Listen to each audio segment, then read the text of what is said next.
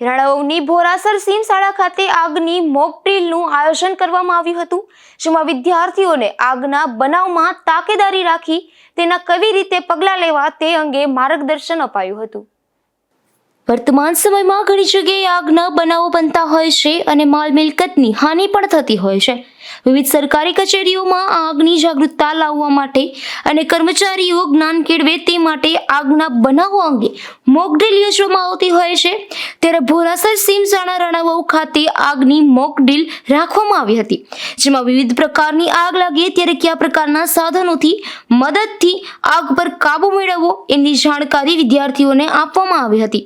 ખંડ પદાર્થ, પ્રવાસી પદાર્થ અને ઇલેક્ટ્રિક શોક સર્કિટની આગ પર કઈ રીતે કાબુ મેળવવો એનું વિદ્યાર્થીઓએ જ ડેમોન્સ્ટ્રેશન કર્યું હતું।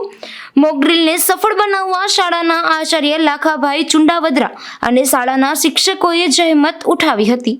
અશોક થાનકી, ગુજરાત ન્યૂઝ, પોરબંદર।